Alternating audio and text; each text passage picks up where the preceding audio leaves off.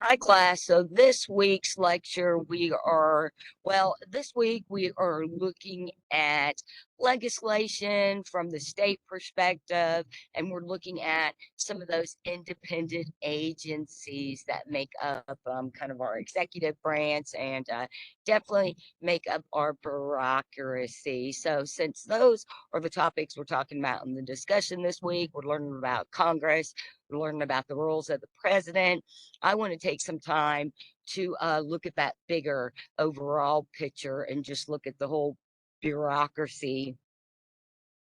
All right, so when it comes to the bureaucracy, we know this is an organization that carries out a set of activities. Well, that relates to the government because we have government type activities. So those governmental agencies, and things like making laws, and then having the right to make those laws. And just like anything in life, there are, of course, is a kind of a more negative side to bureaucracy. And or we say, maybe we could say we have tension in bureaucracy. And that's because people are appointed, they're not elected by the public. So of course that's a problem, because public, is the person more invested in, say, a self-interest, or more invested in the public interest? And we see how that sometimes doesn't work out with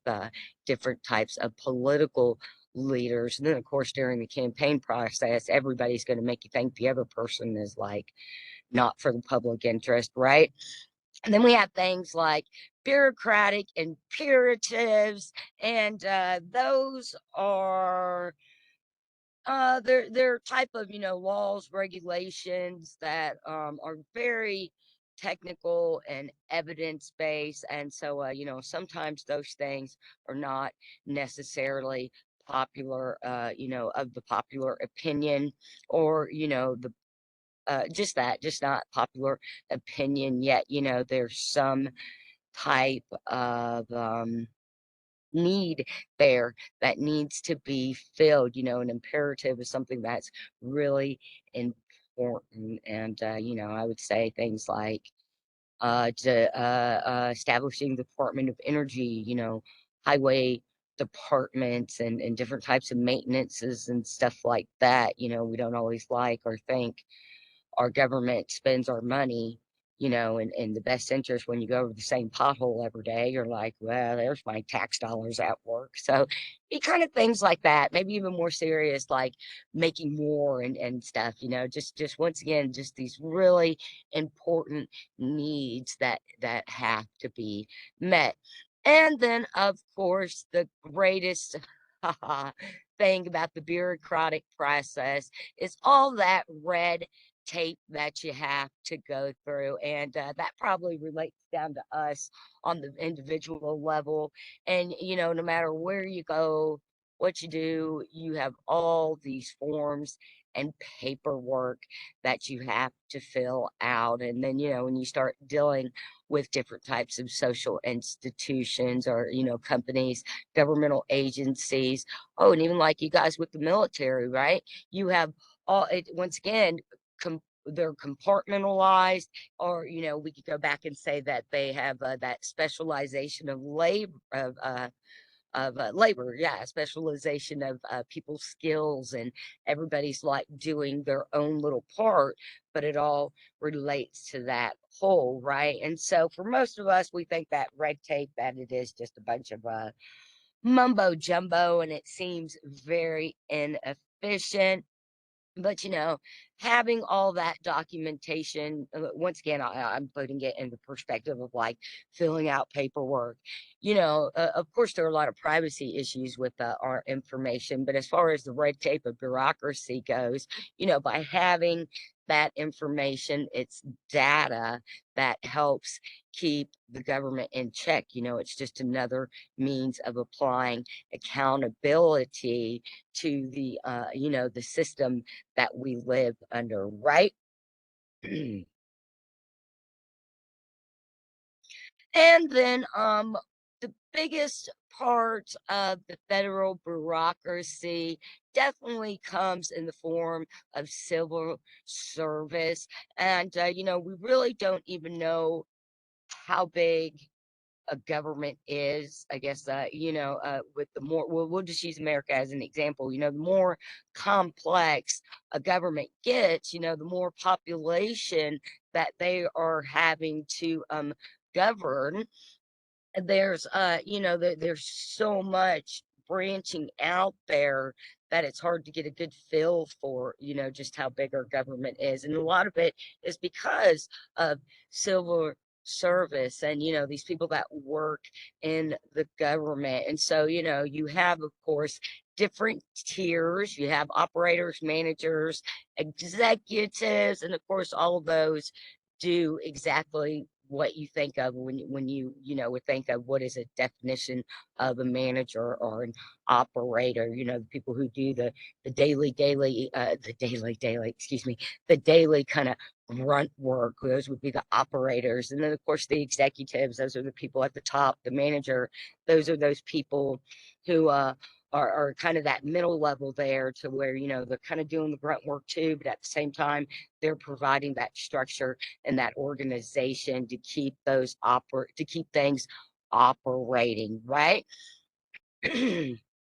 And then, when it comes to this ideal of civil service, these different types of jobs are critical. What do we talk about? I mean, what are we really saying when we're talking about jobs? We're talking about tasks that we have to do in life, and these tasks that we have to do in life, there are some that are more important than others. So with bureaucracy, we call those really important ones those critical tasks. And then of course, once again, it's a system, guy. So at the same time, we can call it a system. It's like a tree with all these different branches stretching out. And that's also because it involves human beings, it's a type of culture. Or you could say, it's a subculture, because even in our bigger government, once again, you've got to break down these little parts. And because the government is made up of people, and for us specifically, it's about us as people having an organizational culture that is in balance, and all parts are functioning and working with each other, is going to be a lot more efficient type of government than when you have everybody kind of all disjointed, and they're all focused. Because kind of sometimes, like interest groups and lobbyists, they're kind of disjointed in that sense, that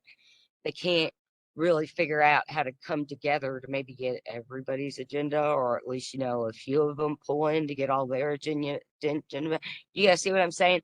It's about that working together.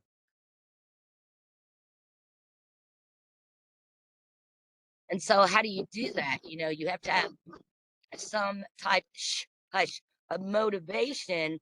And so that motivation is going to be that sense of mission, which is that, those people that are working in the bureaucracy, you want to make them feel like they're part of something bigger, and that what they're doing matters. And then we kind of talked about this before, about how policies are made, and is that kind of that iron triangle idea, because it's kind of it's a process that involves different parts of the government, those and different parts of the government. And also, a triangle in many ways, I would think that we probably all think of, like pyramid triangles. So it's this kind of perfectly equally distanced, equally shaped type of geometry, right? And so when we look at those executive managers and operators of the bureaucratic level, you see this triangle that is, we call it strategic, because every part plays a role. And of course, there are going to be there are a few executives, right? But then those manager and operator, there's going to be a bunch of them. So there have to be, once again, you have to have that motivation. You have to have those guidelines that are going to help keep things organized, keep things accountable, and basically keep the system working. Because once again, governments are set up to take care of people, and so for us to have our needs met, you know, every part of the system needs to work, especially up there at the top, right? All right, and then so we're back to this idea of bureaucracy being a system of like you know, a compartmentalization where we have these different kind of factions. Oh, I don't want to use that. It sounds more like too much like interest groups and political parties. You have these different parts of the system. I think that sounds better. These different levels, these different organizations that make it up, and that rule between those executives, managers, and operators. On paper, everything sounds great, right? So, on paper, you've got this kind of perfect symmetry. That's what I was trying to think of and thinking of a triangle there. It's the symmetry. So it's a symbiotic relationship to where they're all three contributing and working together at the same time. However, with bureaucracies, sometimes the organization, not everybody is on the same page, and it seems a little disjointed because you have things like you know um the Environmental Protection Agency, and they don't necessarily have anything to do with like the military war complex or whatever, and they don't have anything to do with like the Federal Reserve or like the Federal Oversight Board or the IRS, and the IRS doesn't have anything to do with like commerce departments, and but each one of those organizations, those entities have some type of common mission is what I was looking for there. They have the same mission of, doing something to help make sure that the government runs smoothly, so society runs smoothly, and so that, ultimately, once again, we as the people have our needs met there. And so when it comes to departments, there are, we have a lot of heads of departments. You have secretaries, they're members of the president's cabinet. So it means like, he gets the head of the departments, the Secretary of State, and they're kind of like the president's advisory board. We tend to think of the president. That position is very much a symbol, and it very much seems to be a symbol. It's a very singular symbol. So, we tend to think in that mono way with the president is when someone gets elected president, you know, all the weight is on their shoulder. You got to think of it. Here's a good analogy. It's kind of like a sports team. I mean, you have your head coach who ultimately makes all the decisions, but, there are many assistant coaches, and then under those assistant coaches they got assistants, especially when you get to the NFL, or those big league sports teams where you got assistant after assistant, and everybody is kind of working on the same thing of winning that game. That's kind of like with the president is like that head coach, and yes, ultimately he or she, because we will eventually have a female president in our lifetime. I'm pretty sure of that. If not this upcoming election, or if something happens with Biden, I guess both of those are possibilities where, Camilla would step up. There may be the possibility, I would say, in 8 years, we would probably, or, Elizabeth Warren, she didn't have too bad of points for a conservative. I laugh a little on that. You guys know I'm not too conservative there, but I do like some of the things I hear her speak of, and think she could possibly be a good example of a first female president. So I guess those are two options that we have at play right now. And then who is it? Liz Cheney is a big one I keep hearing about. So anyway, my point is probably in the next 10 years, we're going to see a female elected into the presidential office. And so my point, department. So, so when it comes to the most important departments, the Secretary of State, the Secretary General, all the like major five-star and sorry guys, I don't know how you rank in the military. What's the highest, like a five-star general or something like that? You have like those guys are kind of part of the president's cabinet, or like one representative of that group. And it's once again it's kind of this advisory committee, because let's face it, one person cannot do it all by themselves. I mean, once again, go and think of actually, I have to laugh, makes me think of maybe being back at 18 and working at Burger King, and it was sometimes people wouldn't show up and it was just you and the manager. And if you guys have ever had a similar experience like that, especially working out in the public and like food service industry. It's kind of crap jobs, and that would be like if it was just really the president and the vice president, and they were the only two running the country. Our country would be a lot more insane than it is now. So, right. So, these different departments, the heads of them all work together to help the president so that, once again, the country runs smoothly.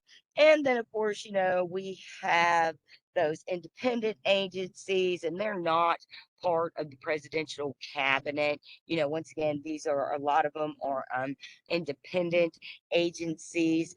And then even some of the regulatory agencies. They're not necessarily part of the cabinet, but they're high up there in the executive office, or executive office. And I'm thinking Senate and stuff like that.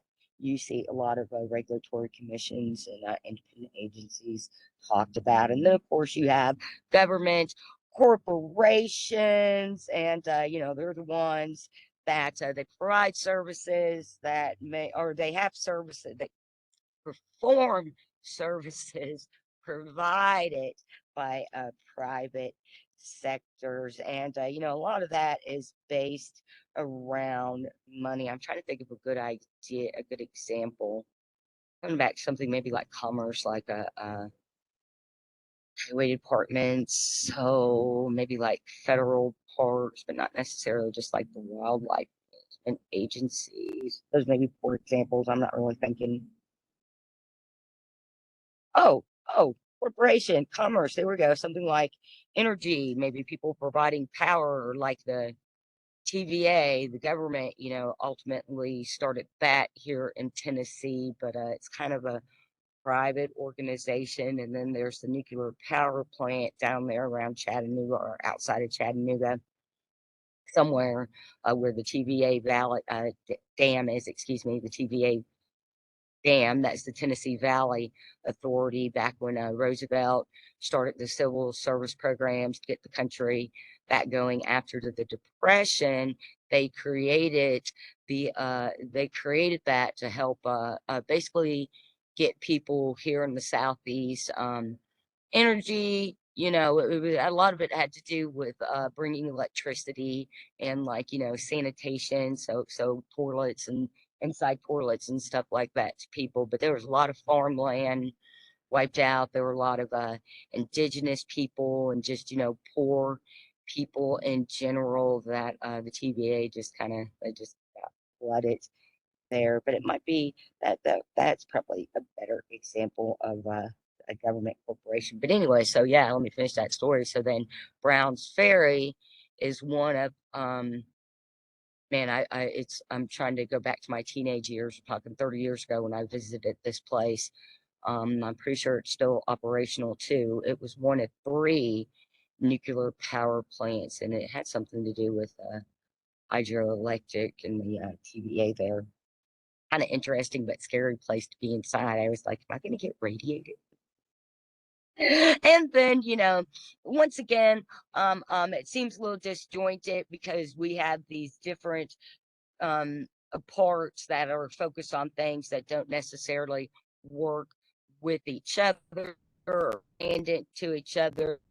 Everybody is focused on ultimately keeping the government running smoothly and efficiently. And then, of course, that is how you keep your members happy. So it's a network. And you also have those public organizations that form a part of that network. We see that with, like I said, these government corporations, and then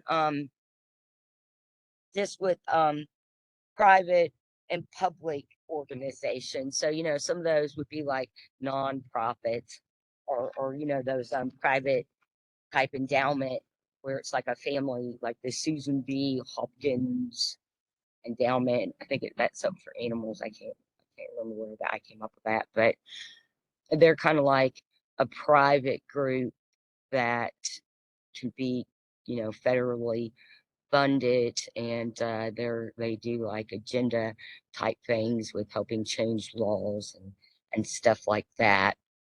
So you know what I mean. So that's just an example. Or someone like the Salvation Army, maybe that's a better one. That's kind of this private slash public organization, but at the same time, um, they're a part of the government too, because once again, what is the main point? It's about meeting the needs of your people, and the more people you have, in order to not look like a total dictatorship, I would say you need those private and those public organizations helping out in the different ways that they need to be there too, right? And just like I said, so it's all this network, this branching of these different parts that all are working on that same goal. And we know that's not, once again, it's not all unicorns and rainbows. Of course, there's going to be conflict, there's going to be tension, there's going to be not just a lack of clear command structures, or agencies not sharing goals. There's going to be trouble with communication and listening. And then, as humans, of course, emotions are going to come up too. And once again, that those things aren't always necessarily a bad thing. Those are how those are things in life that challenge us out of our comfort zones and keep us growing and evolving. And so we definitely want to make sure that our government keeps doing that too. And I already alluded to the fact about how, it's hard to estimate the true size of government. And then it didn't even think about, those contractors that are part of that private sector that carry out government work. Now, I know about that because I worked for some military bases doing archaeology. And so that's what we were as this, well, not me. I was just a little lonely diggeroo for the most part, right?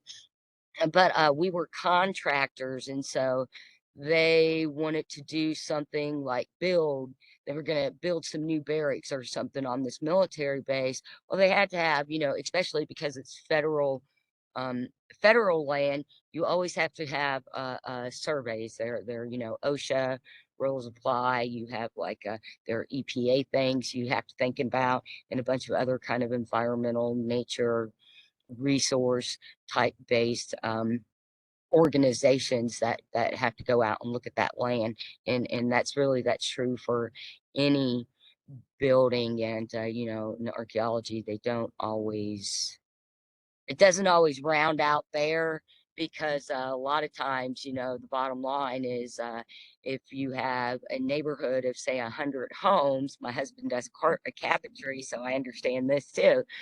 You have a deadline. You have to have those homes done by this amount of time. Something like uncovering Native American remains is going to hold that process up. And when it comes to the machine making its money, the machine doesn't always it isn't always truthful with those types of things. So that's why, not poltergeist, don't that's is what I'm gonna go to, is that's why you have these um places that are built, and come to find out they're on like Indian burial grounds or something. And I'm not insinuating it's like poltergeist and you're gonna have all these ghosts and hauntings, but you will find um artifacts from Native Americans in Alabama, where I got my archaeology degree, and I did work all over that state. There were this actually, it's kind of funny but sad.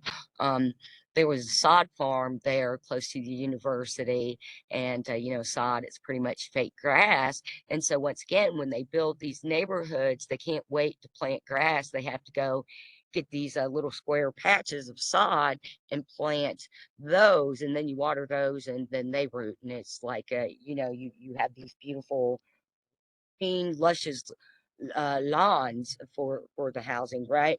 And so people were finding a bunch of Native American artifacts in them, and I couldn't find out it's because the sod farm was built on top of this not burial ground. I don't think you ever found any human remains there.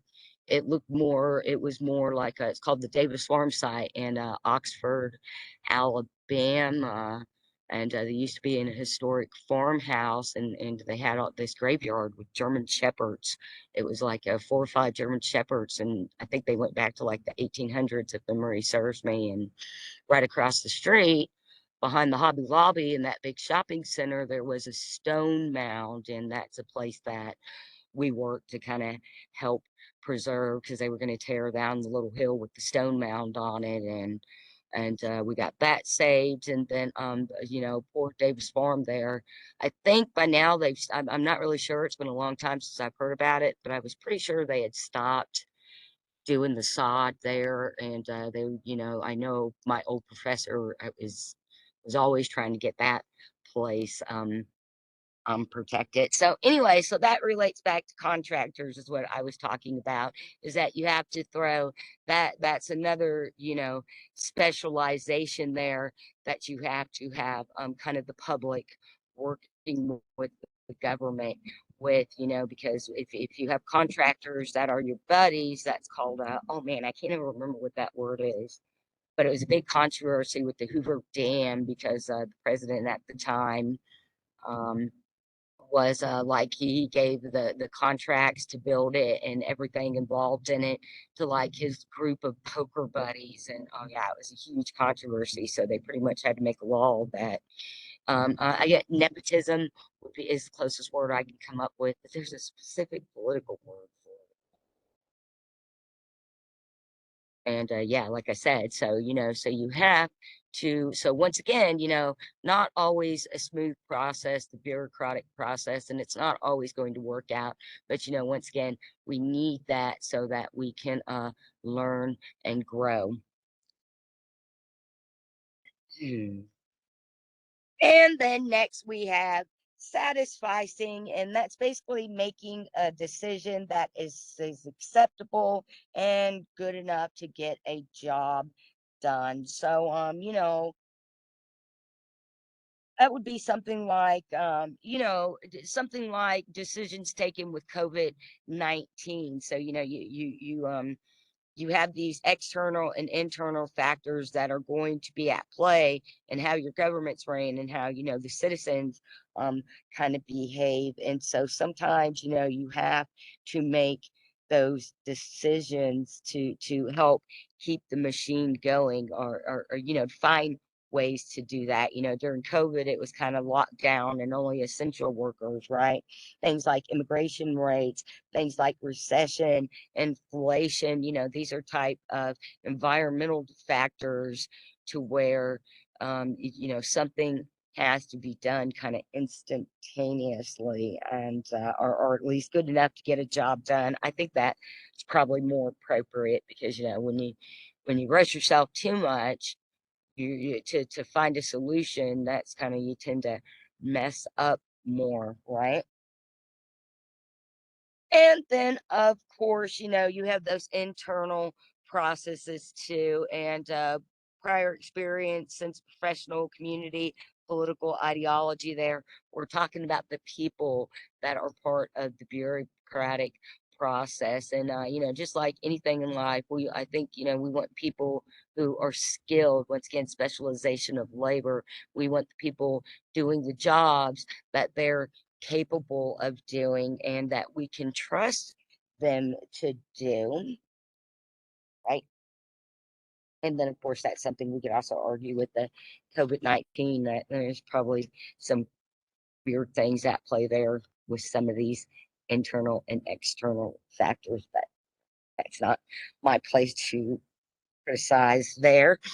And then when it comes to the decision making process, of course, once again, you're going to have things that are, as human beings, we are creative and we are also problem solvers. And so when it comes to trying to solve a problem, we also have limits to that. And of course, one of that is mitigating the risk involved. So something like COVID-19, the decision to mask, the decision to make people stay indoors, that there was a risk analysis there, and of if we, they had those different models, those disease models of, well, what's going to happen if we do this, or if we do that, or if we do this, and or that over there, right? That is a type of risk assessment that you're going to want to technically have go with the one that's going to be the safest. That's what I'm trying to say. I was trying to say it in some fancy use risk, but it's just about, what's going to be the most efficient and a safest route is what that means. And then, of course, sometimes some of the limits to bureaucracy is that idea of incrementalism, because you have these different steps and stages that you have to go up in order for policies to actually make a change. And then cooperation, that's always something that as humans we're trying to figure out, how do we truly work together and cooperate with each other. And when it comes to the government and public, us as the citizens, we do some kind, well, we do this a lot. We get a us and them kind of mentality, and we gotta once again remember that we're all people just trying to do the best we can, right? All right. And then, when it comes to bureaucracy, of course, as humans, we have to have some kind of ideology behind it. I would say most of what we have talked about has been, it's kind of like the mind body connection. We've looked at the body, the action part of bureaucracies. And so now we have more of that ideological, the mind connection here. And so, representative bureaucracy as it's a government that is going to share those personal characteristics with the people that they are serving, and they're going to represent the what's in the best interest for those people.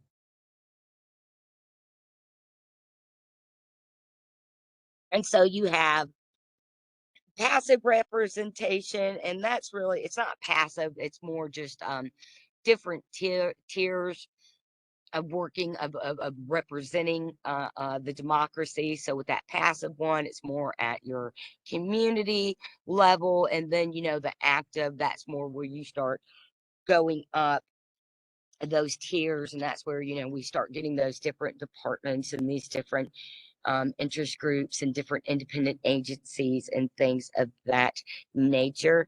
And then, of course, once again, now we have the third part of the bureaucracy. We have once again, we have all these different parts, and we have that very top part, the executive branch. And so once again, even as the president, there's still a group of advisors helping the president, and there's a little rivalry there between that group and say like Congress, or even the House of Representatives, the House of or the Senate, sorry, you know, and a lot of rivalry we see between the president and Congress is really that who gets to have control over writing and enforcing laws, and even though Congress has more power to write and implement laws, those laws have to be carried out by different agencies, different authority figures, right?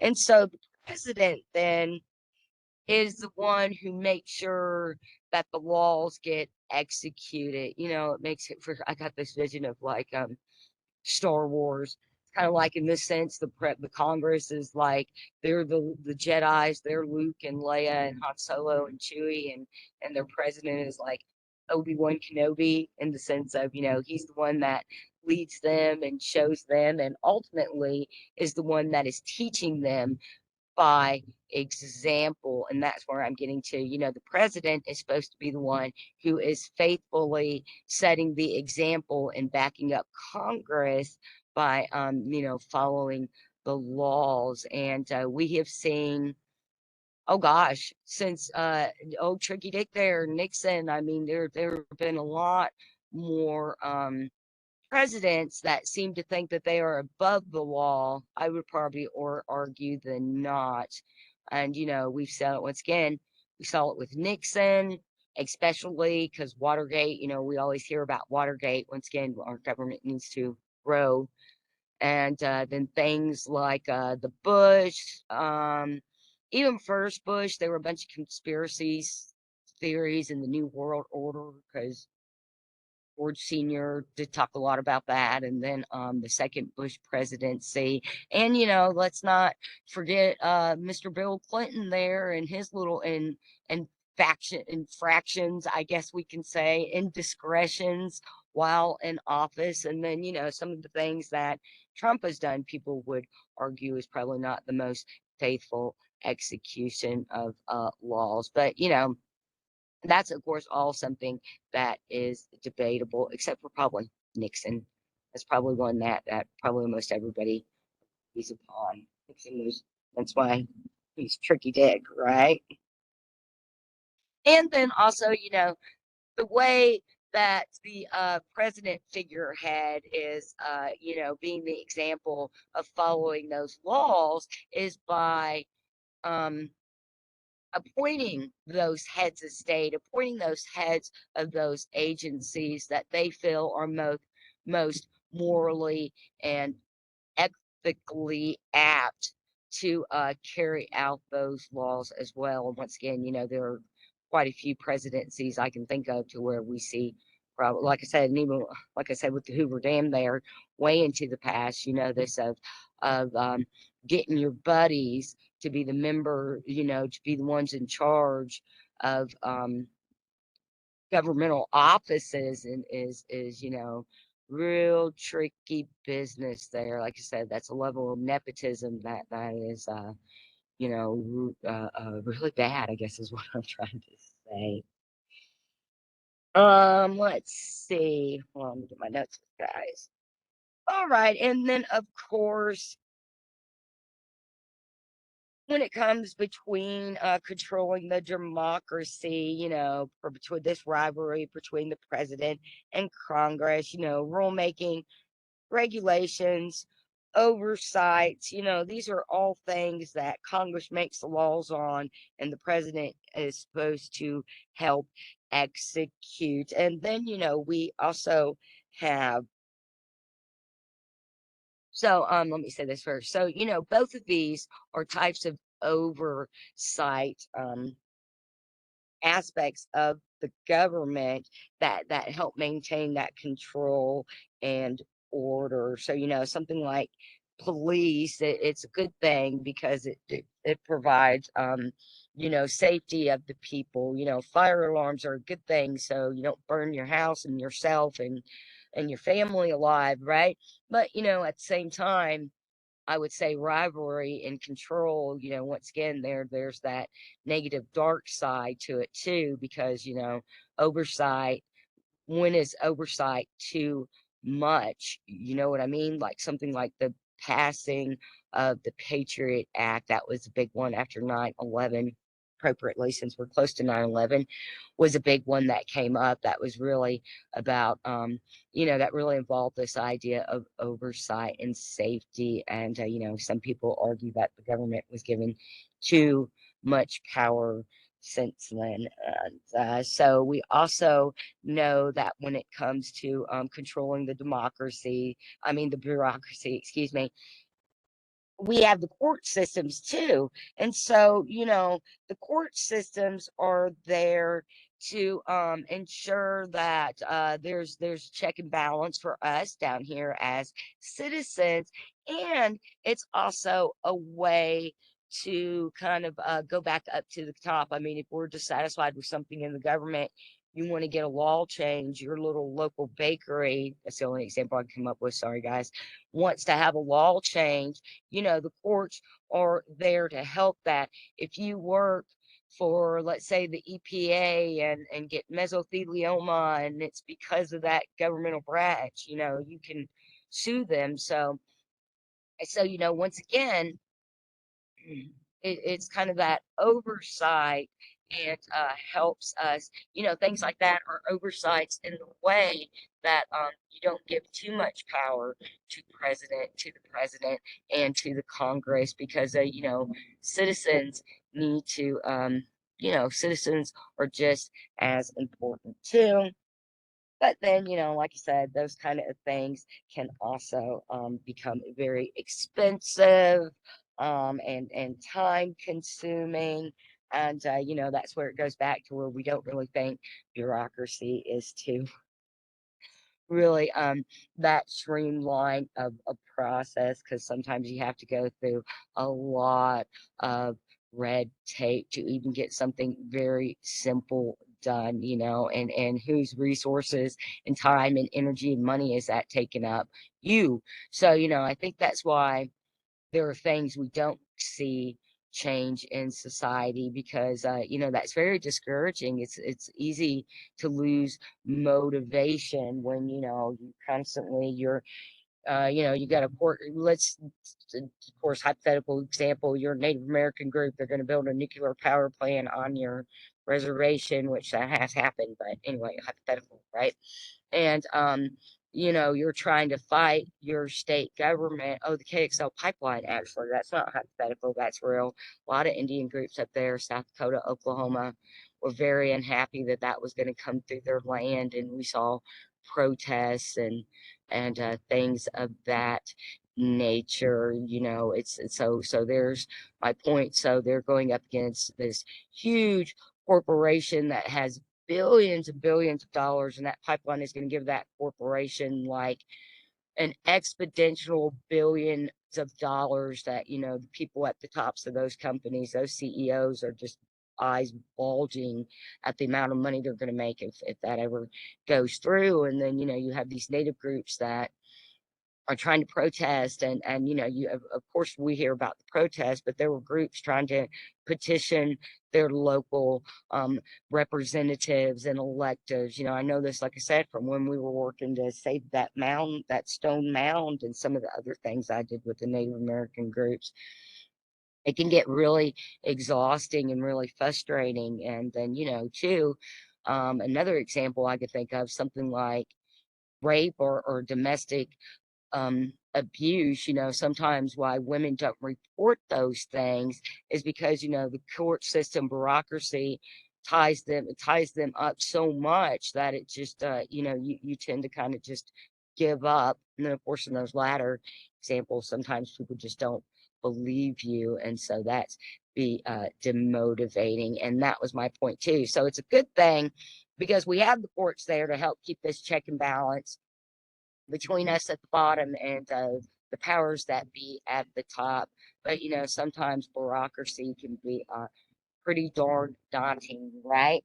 So, all right, guys, that wraps up our lecture for this week. So, just to recap, bureaucracies are ubiquitous institutions that operate in public and private sectors.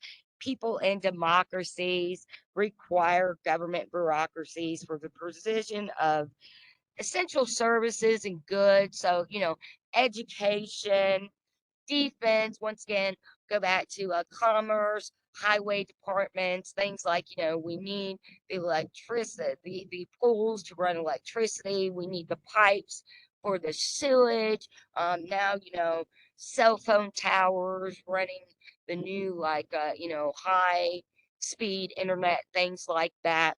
That's all a part of bureaucracy, even down to, once again, um, constructing airports to the maintenance of parks, and not just our big national parks like out in the Rocky Mountains, but, even that little corner, that little public park that you have in your town. That's something that the government helps, and helps to support, because of all these different public and private sectors that are working together, say, for the common good of the government and their fellow man, right? And then of course, we know that tensions can exist, and that's not necessarily a bad thing, because tension is what challenges us to learn and grow. If we truly want to learn and grow from it. And then democracies make many individual decisions as they attempt to accomplish their broader goals. And So, once again, the bigger a government gets, the more complex it gets. We go back to that idea that satis sat I gotta remember how to say it. Satisfice, I believe. That idea of you have to come up with a quick, doable solution to running things, right? And then gotta be able to, once again, you want to be able to solve problems in a way that is efficient and keeps your government and your society moving forward. And sometimes that tension comes in because not everybody's always focused on the same thing, right? And then us being humans, things like emotions and beliefs and just all the things that make us human kind of get involved in this bureaucratic process, and in the government too. And that's probably the thing that's harder to change, more so than the actual paperwork side of this. And though we know that there is some tension, because um with people in bureaucracy, the people in those high bureaucratic positions, a lot of them aren't elected. President with the electoral college, and us, voting for the electoral college, I guess, basically, in a tiny nutshell is how we'll explain the electoral college. Those heads of states, those other people, we don't really get the say in that. We don't get to vote on them, the heads of the departments and stuff, right? But that's not always a negative thing. Once again, people who are in those positions, the representatives, ideally, they're supposed to be the representatives of us as the people. And, we can be all cynical and pessimistic and be like, nobody does their jobs, or, try to have that hope and positivity, because, not everybody is the same. And there have been bad people in office, and there have been good people in office, right? And I think even, who's to say who's the good ones and who's the bad ones? Because I say, once again, at the end of the day, we're all humans just trying to do the best we can. And then, of course, when it comes to bureaucracies, we say that we have a lot of bosses at the top. I think the way I said it is maybe like a council of people, or maybe a committee. And we have all those people that are working together. And then, of course, that trickles down to us, because it's up to us as the public to be informed in what's going on in the different parts of our governments, to the point that we're keeping them in check. We as individuals are parts of the checks and balance system too. So, all right, guys, that concludes our lecture this week. Keep up the great work in class, guys, and reach out to me for anything. Thanks. Bye.